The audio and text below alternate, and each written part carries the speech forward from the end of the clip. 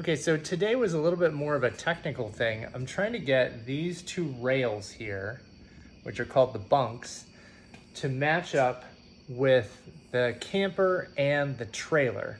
So they have to match up to some holes on the trailer, and they got to get positioned on the camper in such a way that the load balancing is correct for both things, for the camper and the trailer together, and in such a way that when they are placed on the camper, when I go and flip the camper over and go bring it over to the trailer, that the holes actually line up. So it's a lot of measuring and then remeasuring and remeasuring and cross measuring and trying to measure things a couple of different ways and maybe at a diagonal or something, just to see if these are actually going to match up when they're over on the trailer too. So I installed them on the trailer and measured all of the things. And then I brought them over here to the camper and tried to match all of those measurements up on the camper. And then the other thing was I had to figure out just how far forward,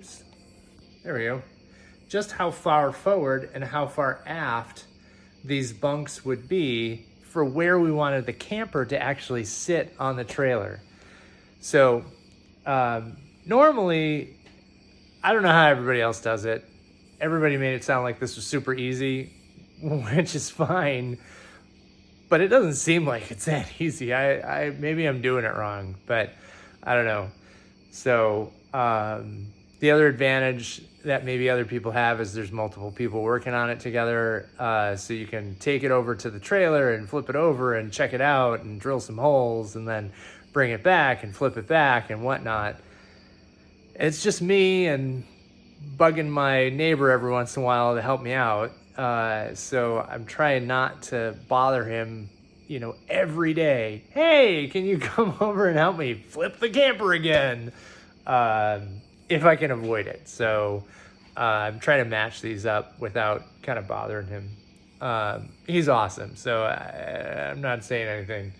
Yeah, he would definitely do that for me. I just feel bad making him do that.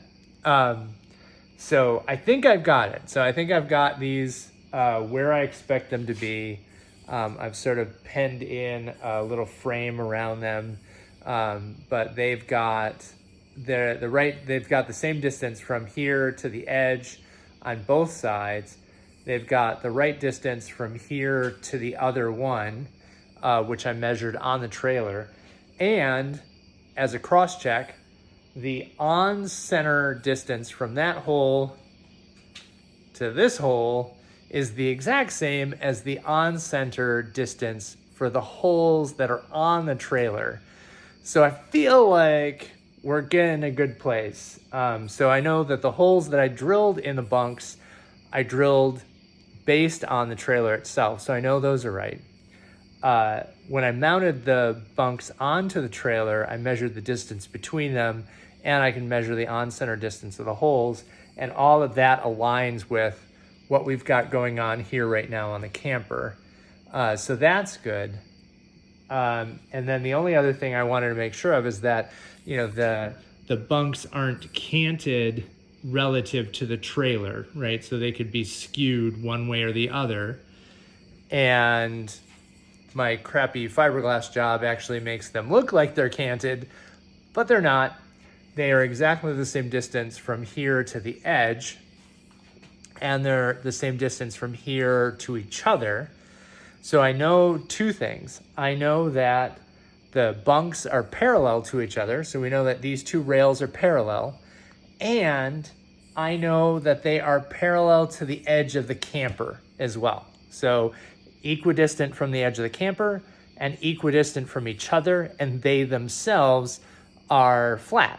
So it means that my camper is parallel, which is good to know.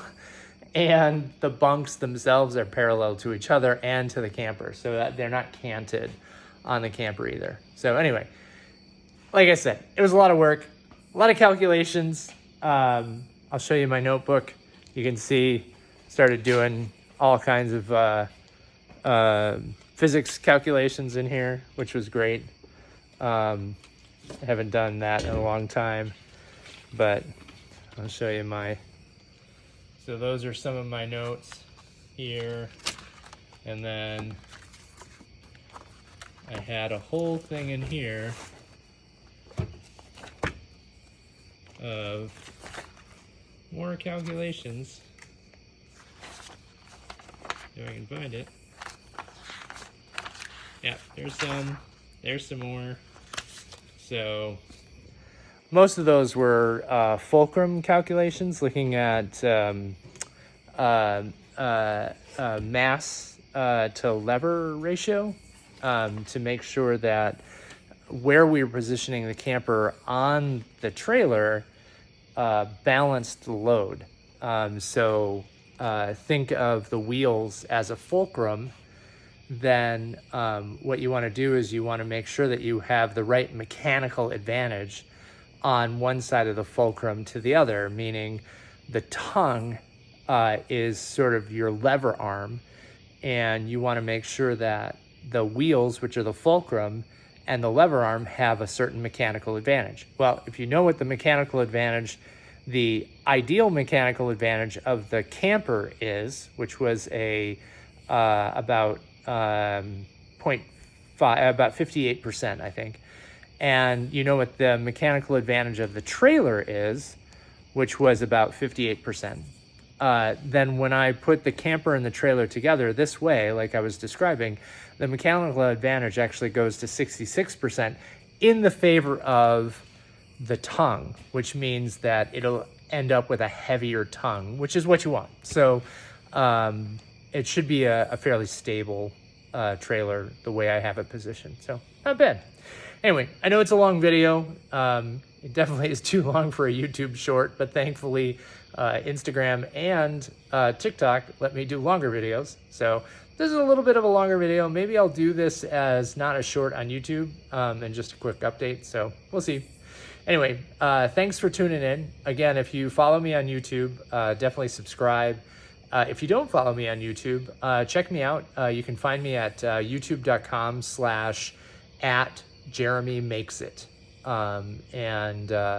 My goal is to put all of the videos of me building this up there, as well as all my other projects as I go along. So it's going to be a collection of all kinds of stuff. So definitely, there's not a ton there except these shorts, but and a couple of videos on building the trailer and building the mold. But I will get back to editing and get more videos up there. So definitely thanks for tuning in, and I hope you enjoy the content, and I hope you have an awesome day.